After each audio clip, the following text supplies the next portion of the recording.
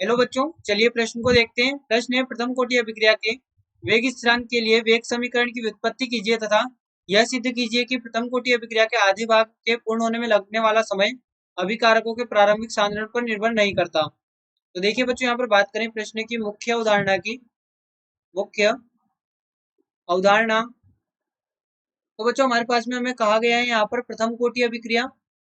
प्रथम कोटि अभिक्रिया तो देखिए, प्रथम कोटि अभिक्रिया के लिए जो यहाँ पर वेग व्यंजक होता है, यदि हम बात कर रहे हैं अभिकारक ए से उत्पाद बी की, तो हम इसको किस प्रकार से लिखेंगे। यहाँ पर हम लिखेंगे आर बराबर के इंटू ए की घात इसकी कोटि जो कि एक है, ये हमारे पास में इसके लिए वेग व्यंजक होगा। अब बच्चों यहाँ पर देखिए होता क्या है कि जो प्रथम कोटि अभिक्रिया है, प्रथम कोटि अभिक्रिया में यहाँ पर जो इसकी दर होती है D A by D T, ये समानुपाती होती है इसकी सांद्रता एक है। यहाँ पर जो अभिकारक की दर, यहाँ पर जो दर है अभिकारक ए के खत्म होने की, ये समानुपाती होती है अभिकारक की दर के। तो यहाँ पर हम इसे इस प्रकार से लिख सकते हैं, minus D A by D T, जो कि यहाँ पर हमारे पास में प्रथम कोटि अभिक्रिया के लिए होती है। अब समानुपाती का चिन्ह हटेगा तो स्थिरांक आएगा जो कि के है। तो यहाँ पर इसे हम लिख सकते हैं इस प्रकार से, D A by D T, ये हमारे पास में हो गई समीकरण एक। समीकरण एक हो गई हमारे पास में। अब हम क्या करेंगे, हम समीकरण एक का यहाँ पर समाकलन करेंगे। समीकरण एक का समाकलन करने पर तो देखिए यहाँ पर हम लिख सकते हैं समाकलन माइनस, इसे इस प्रकार से लिखें, समाकलन माइनस डी ए बटे, अब इस ए को इधर लिख दें तो यहाँ पर इस प्रकार से इसका समाकलन होगा जो कि बराबर है, अब के का तो समाकलन होगा नहीं स्थिरांक के, जो कि ये बराबर होगा डी के।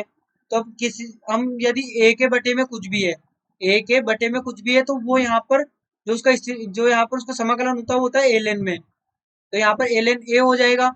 अब ये यहाँ पर बराबर होगा के इंटू, अब डी टी का समाकलन क्या होगा, टी होगा, डी टी का समाकलन टी होगा। तो यहाँ से हम लिख सकते हैं प्लस आई, यहाँ पर हमारे पास में प्लस आई के बराबर होगा। अब हमने समाकलन एक ए क्यों किया, यहाँ पर ये हमारे पास में जीरो से ए साइन था, और यहाँ पर ये हमारे पास में होगा। तो देखिए हम इसे इसी प्रकार से देखेंगे, यहाँ पर जो समाकलन है ये हमें इस प्रकार से प्राप्त हुआ। अब ये हमारे पास में एक और समीकरण हो गई, इसे हम समीकरण दो नाम दे दें।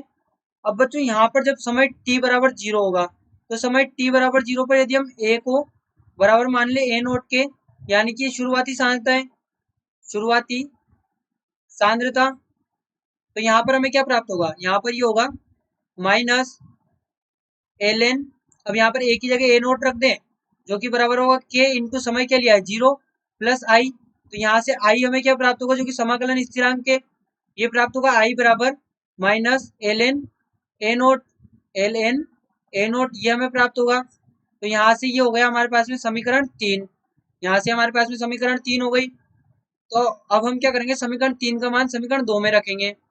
समीकरण तीन का मान समीकरण दो में रखने पर तो अब देखिए समीकरण दो यहाँ पर है आई बराबर, यहाँ पर समीकरण दो हमारे पास में माइनस एल एन ए बराबर के टी प्लस आई, तो इसमें हम आई का मान रख दें तो ये हमें प्राप्त होगा माइनस एल एन ए बराबर के टी। अब यहाँ पर आई का मान है हमारे पास में minus L N A naught, तो यहाँ से हम क्या लिख सकते हैं, यहाँ से हम लिख सकते हैं माइनस के टी बराबर L N A minus L N A naught, तो ये हमारे पास में बराबर होगा माइनस के टी बराबर एल एन ए बटे ए नोट, ये यहाँ पर होगा। तो यहाँ से हमारे पास में वेग व्यंजक क्या हो जाएगा, यहाँ पर ये इसे इस प्रकार से लिखे, देखिए यदि हम के टी को यहाँ पर लिख दे प्लस में, तो ये भी चेंज होकर हो जाएगा ए नोट बटे ए, ए नोट बटे ए हो जाएगा हमारे पास में। यहाँ पर ये ए नोट बटे ए, तो ये हमारे पास में वेग व्यंजक की समीकरण आ गई। ये हमारे पास में वेग व्यंजक की समीकरण या वेग समीकरण आ गई, जहां पर ए नोट तो शुरुआती सांद्रता है, शुरुआती सांद्रता, और ए हमारे पास में किसी समय या समय टी पश्चात सांद्रता, समय टी पश्चात सांद्रता, अब बच्चों हमसे यहाँ पर कहा गया है आगे प्रश्न में कि प्रथम कोटि अभिक्रिया के आधे भाग के पूर्ण होने में। अब आधा भाग कब पूर्ण होगा? यहाँ पर आधा भाग पूर्ण होने में लगा समय, पूर्ण होने में लगा समय ये अर्धायु कहलाता है। अर्धायु कहलाता है। यहाँ पर हम लिखे अभिकारक के अभिकारक का आधा भाग पूर्ण होने में लगा समय हमारे पास में अर्धायु कहलाता है। या अभिक्रिया का, इसे हम इस प्रकार से लिखे अभिक्रिया का आधा भाग पूर्ण होने में लगा समय। तो यहाँ पर बात तो वही हो गई वापस से कि अभिकारक जब आधा खत्म हो जाएगा तो उसमें जो समय लगेगा वो अर्धायु होगा। तो यहाँ पर यदि हम लिखे t जो कि बराबर है t हाफ के बराबर है, तो यहाँ पर हमारे पास में a क्या हो जाएगा? a/2 हो जाएगा, क्योंकि अभिकारक कितना रह गया? यहाँ पर a जो होगा वो a0/2 होगा, क्योंकि a0 क्या है हमारे पास में? शुरुआती सांद्रता है। a0 शुरुआती सांद्रता है, और a हमारे पास में समय t पर सांद्रता होती है, समय t पर। तो समय t पर हमने क्या मान लिया? अर्धायु मान लिया। और अर्धायु कितनी है? अर्धायु जो है उस पर आधा रह जाएगा अभिकारक। तो यहाँ पर हम लिख सकते हैं KT। अब KT को हम क्या लिख सकते हैं? 1/2। यहाँ पर t हाफ लिख लिया। अब ln C0 यानी कि A0 तो हमारे पास में हो गया ये। यहाँ पर हमने समीकरण लिखी, इसके आधार पर हम हल कर रहे हैं।